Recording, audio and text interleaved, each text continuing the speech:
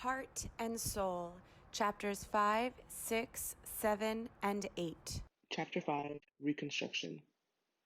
All men are created equal, says the Great Declaration, and now a great act attests to this rarity.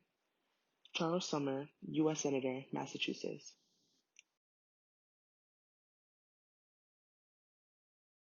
When the slaves were set free, they didn't have nothing, and the old masters didn't give them nothing. All those folks had a mighty hard time. They had to start from scratch. In slavery time, it was against the law for most black folks to own property, to vote, or to read. All of a sudden, we had to find a way to make it on our own. A few politicians had the bright idea that black people should be sent back to Africa. All 4 million of us. President Lincoln even seriously considered the idea before the end of war. Even though some black folks made the trip, there was no way the government would pay to send all of those people back across the ocean. Besides, we didn't know Africa any more than we knew the south of France. We were born and raised in America. We were Americans by right, and America is where we would stay. Southern white folks had to start over too. Much of the South was destroyed by the war. Cities like Richmond and Atlanta were burned, abandoned, and looted by the soldiers. The great wealth of the proud South was gone.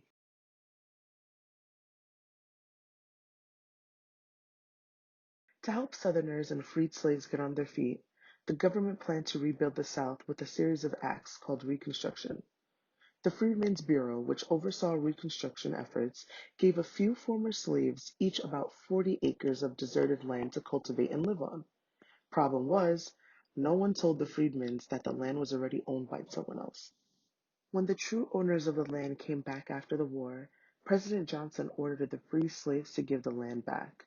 Some black folks moved west to claim land and start over, or up north to work in cities. Most stayed, and, like Pap, went to work for their old masters as sharecroppers. Sharecropping was an arrangement where workers would split the profit of a crop with the owner of the land. Old master paid for the seeds, supplies, equipment, and living expenses, and told Pap he had to pay him back for his share of expenses at the end of the year. After Pap settled his debt with the owner, he'd get the rest of the money owed to him for the crop. It sounded like a fair deal, but old master was a crook. When he and Pap settled the end of the year, he always found a way not to pay Pap.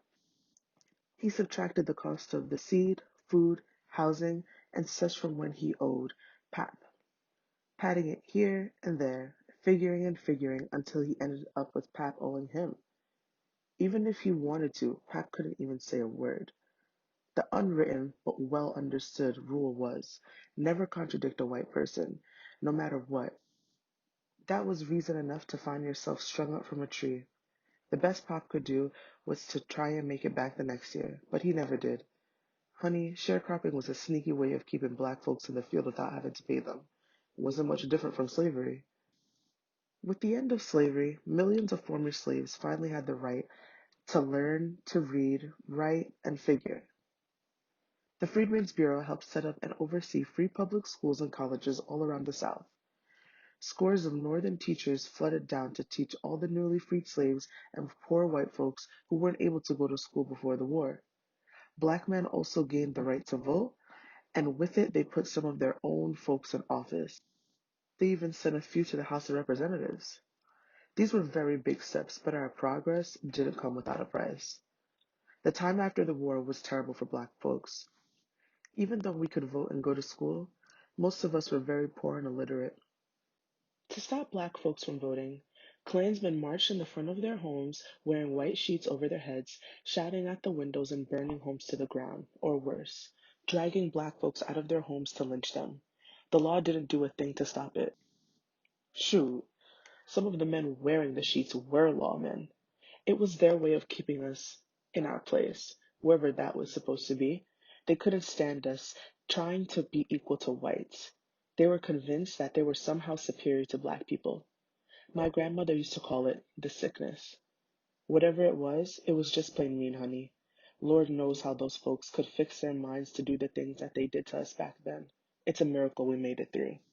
After a while, the government seemed to just give up on Reconstruction.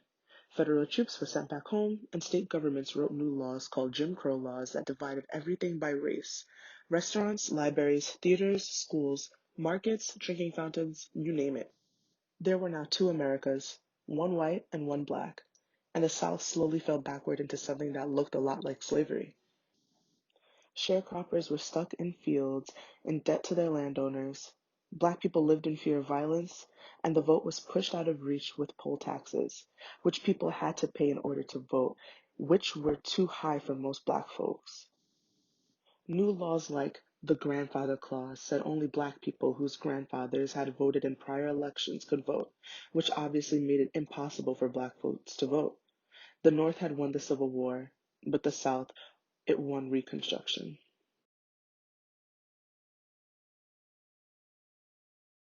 Chapter 6: Cowboys and Indians, Native Americans, and Westward Negroes. Into that territory should such freemen go. Frederick Douglass.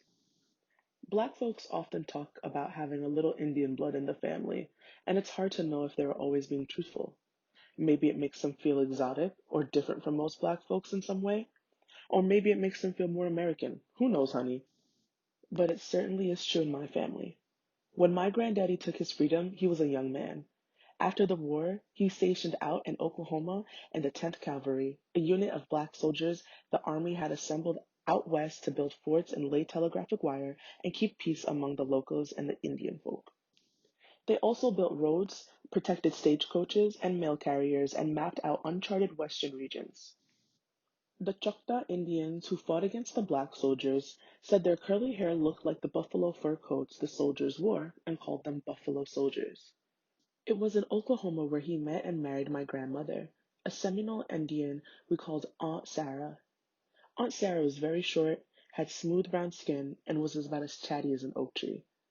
But sometimes she spoke about her people. Before the war, the Seminoles who lived in the northern part of Florida took the runaway slaves in exchange for their labor.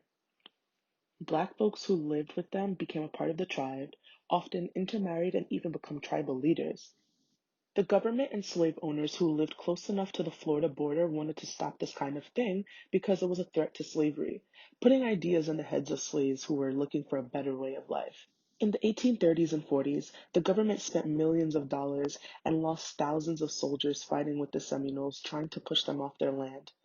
Eventually, though, most of the Seminoles were forced to leave Florida for the West, but hundreds of them moved farther south into swamplands and stood their ground. Other Indian tribes like Cherokee, Creek, and Choctaw didn't fare as well. About 100,000 Indians were either swindled out of their lands by treaties the government didn't honor, or made to leave at gunpoint and march hundreds of miles to live out in the middle of Oklahoma. In 1862, the government passed the Homestead Act to encourage people to move west. It pushed out most of the Indians and put them on reservations, making way for new railway lines and thousands of white folks who were looking for a new life or fortunes in gold in the West. Black folks went too. Frederick Douglass urged free slaves to move west as a way to stake a claim in the growing country. Thousands of free slaves traded west by wagon or mule and found life there to be a little kinder than the South, but only a little. It was by no means an easy life. There had been a lot of fighting over slavery out in Oklahoma and Nebraska, so when black folks showed up looking to claim land, you can imagine they weren't exactly greeted with a welcome mat. They were barred from going to public schools and not allowed to vote or buy land. And in some places, they tried to stop black folks from settling there altogether by changing the law, made them pay a steep fine for entering the state, and even forced some of them to leave at gunpoint. If black folks couldn't settle in a white town, they found a place where they could or found some land and built their own town. Life on the frontier was rough. In most parts, there weren't any trees, so folks had to build their homes out of mud bricks and cow pies. For fresh water, they had to dig wells. They grew their vegetables and hunted for food. Every day on those flat prairies was a fight to survive. But fighting to live as a free person out there was always better than living under the whip on a southern plantation. My grandmother on my mother's side was from Tennessee. There were 6 children in her family, altogether 4 boys and 2 girls. After the war, her older sister, my Aunt Mary, moved out to Montana to work with the nuns. She was as big and strong as a man. She acted like one too. She smoked, drank, chopped wood, drove a wagon for the nuns and the post office. I even heard she knocked a white man out cold in broad daylight for not paying his laundry bill. They'd hang you down south for something like that, honey. But the locals didn't bother her. She lived to be 80 years old. Plenty of black folks like Pop and Aunt Mary found measure of freedom out west. But when Pop's time in the service was over, he and Aunt Sarah moved back to Virginia to live with us. He was glad to be able to be with his family again. But Pop found that he hadn't missed Jim Crow one bit. Abraham Lincoln once said that if some of us can enjoy the fruits of freedom while our brothers and sisters are still bound by their countrymen, then none of us are truly free. At the end of the century, most black folks were still trapped in the South, and it would take something drastic to get us to leave.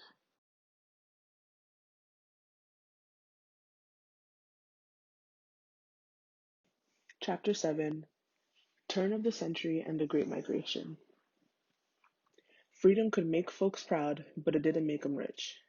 Felix Haywood, former slave. The years after Reconstruction were some of the darkest in slavery. After we had made some progress, the rug was pulled out from under us, and control of the South ended up back in the hands of the same breed of people who always had it. We were expected to keep quiet, walk with our eyes downcast, and bow to white folks, being ever so careful not to cause trouble. It was a dangerous time for us. We were being kidnapped, lynched, shot, and burned all over the South. We had to stick together and watch out for each other like a big family. Millions of black folks were trapped in the South under the thumb of Jim Crow, and we might have stayed that way a lot longer if it weren't for all the trouble in Europe. Now, it's not particularly easy to describe what was happening in Europe at the time, but I can tell you that in 1914, Archduke Ferdinand, who was next in line to the throne of the Austro-Hungarian Empire, was assassinated. In a very short time, countries all over Europe started choosing sides, lining up for war. Before we knew it, countries all around the world were pulled into their mess, ours included. With the war coming, America needed to build weapons.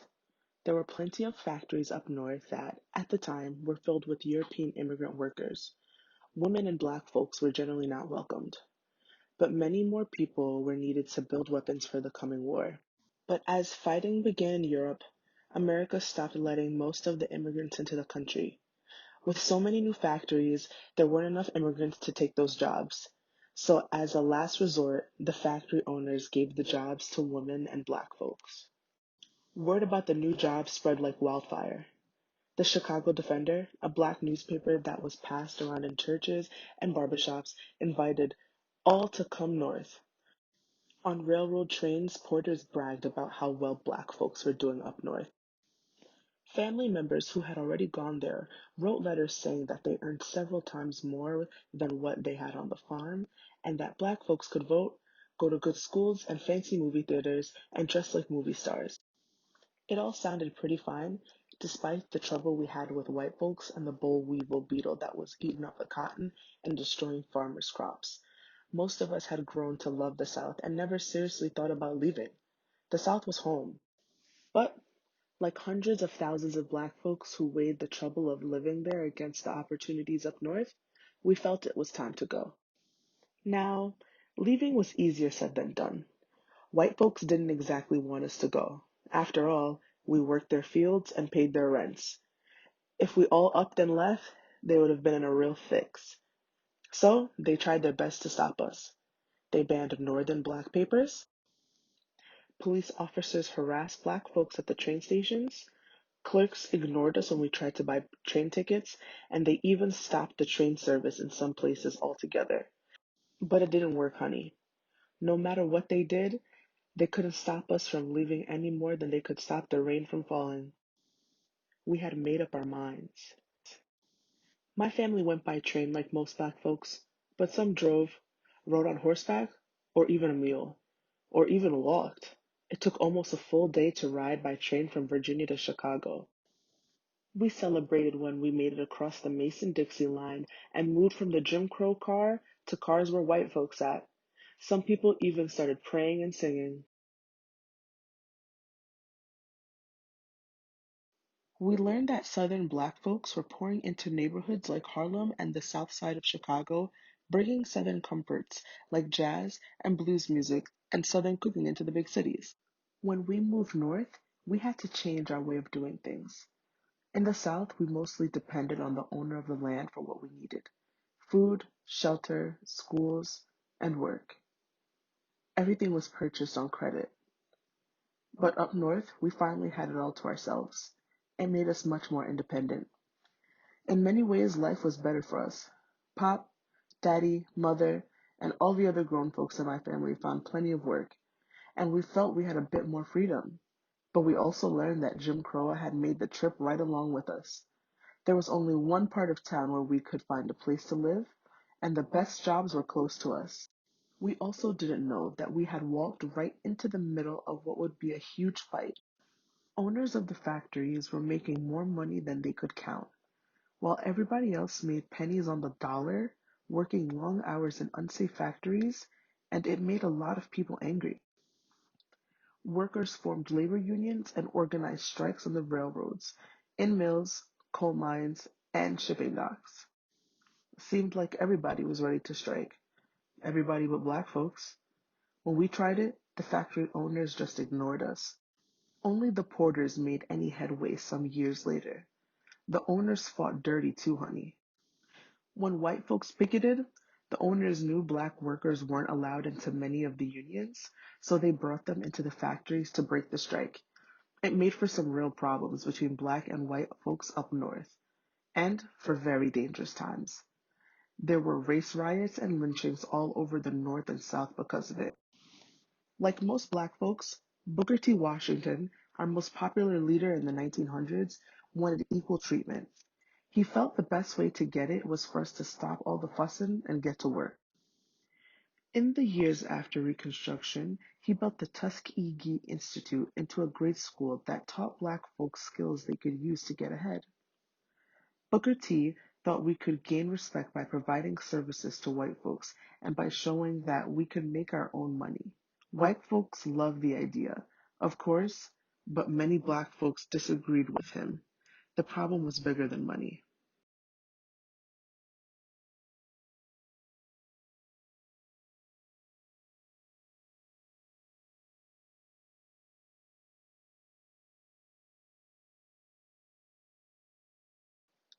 The hatred it stirred between the two races took on a life of its own. America badly needed to find a way to get past it. In any case, the fight for equality was put on hold when America entered the First World War in the middle of April of 1917. Black men were eager to join the military, although very few black troops saw combat. Most black soldiers worked in the labor battalions. The war ended about a year later in 1918. It's funny how things work out sometimes. War is a terrible thing, but strangely enough, this one did black folks some good. It had pulled over 1 million of us out of the South and helped us onto our feet. Chapter 8: Harlem and the Vote for Women. We returned from fighting. We returned from fighting. W.E.B. Du Bois Scholar, Ph.D. The right to vote is ours. Have it we must. Use it we will. Elizabeth Cady Stanton, woman suffragist. The summer before the war officially ended was dreadful. It was hot, people were hungry, streets were crowded because there wasn't enough work or housing, the soldiers were coming home from the war, and Southerners kept coming north, adding to the crowds. The combination seemed to make some white folks lose their good minds. Mobs of angry whites stormed into black neighborhoods and grabbed people off the streets and beat them to death. All summer long, they were burning black folks, homes, and businesses in big cities all over the country, trying to scare us away. Many of our parents and grandparents had often looked for help from good white folks in hard times like these. Many of them had graduated from public schools or black universities like Howard and Tuskegee, and education had given them the tools they needed to move forward. We all felt like we were on a mission to uplift the race and do away with that feeling of being less than white folks. This time, we looked no farther than our front doorsteps for help. It was like the souls of black folks all over the North were waking up. Now, Chicago was something special. We had the strip on the south side where we could go watch a movie, see a show, or have soul food so good it make you want to go and slap the cook. Our Negro League baseball team, the Chicago American Giants, was the best in town. But at that particular time, most of the action was in Harlem, in New York City. Folks would come visit from there looking sharp as a tack, honey. They brought with them fancy clothes and the best jazz records. Jazz was a new kind of music where horn players, drummers, and piano players made up beautiful music right on the spot. The music would swing and sway back and forth, making us dizzy with sounds of Jelly Roll Morton, Ella Fitzgerald, Duke Ellington. Oh, they just put a spell on us. Jazz music took over the country. More jazz records sold than any other kind of music, and all the young folks couldn't get enough of it. Everybody seemed to want to learn to play an instrument or be in a jazz band. On the weekend, we would paint the town red, honey, dancing all night at the Savoy in Chicago, wearing holes into the floor. Folks talked about Josephine Baker, who danced at the Cotton Club and became a big star in Europe, and artists Aaron Douglas and Archibald Motley, who painted big pictures of black folks strong and proud, just the way we like to see ourselves. We read black writers from Harlem like Langston Hughes, Zora Neale Hurston, and James Weldon Johnson, who told stories with beauty and style. For the first time ever, black folks were in the limelight and the whole world was watching. The new Negroes, as author Elaine Locke called us, have arrived and we were beautiful. Black folks were as busy as a swarm of honeybees uptown in Harlem, and downtown was abuzz too. Women had decided to step out of the kitchen to get the vote and were marching up and down the streets of New York City and Washington, D.C., trying to get it.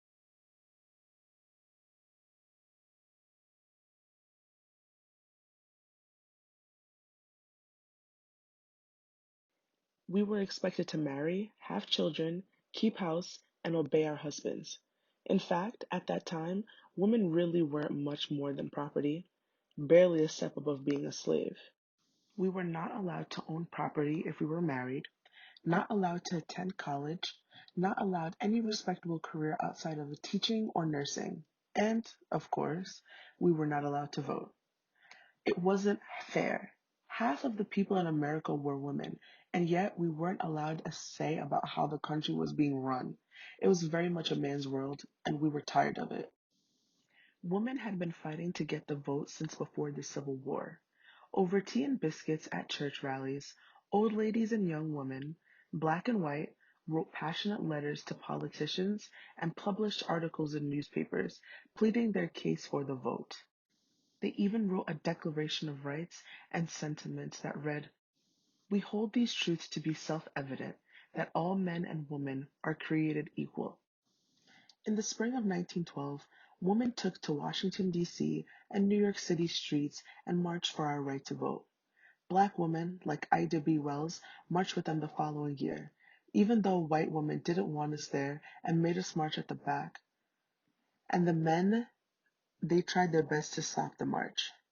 Crowds of them gathered along the sidewalk yelling things like, "Go back in the kitchen," and throwing trash at us. It was really something to see all of those boys treat us that way, especially since it was we, black women, who raised so many of them. We had raised many of their parents and grandparents too. Honey, it broke our hearts, but we just walked right past them. We were not going back to the kitchen. Instead, on the second day of November 1920, we marched our legs right into the voting booth because we'd finally won the right to vote.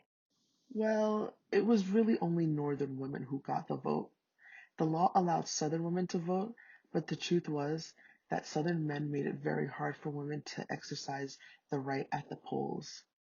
Our progress was right in step with what was happening up north.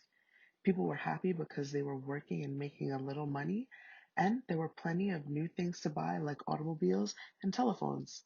It seemed like the good times would go on forever, but there was a big storm coming, honey, and soon people everywhere would be in serious trouble.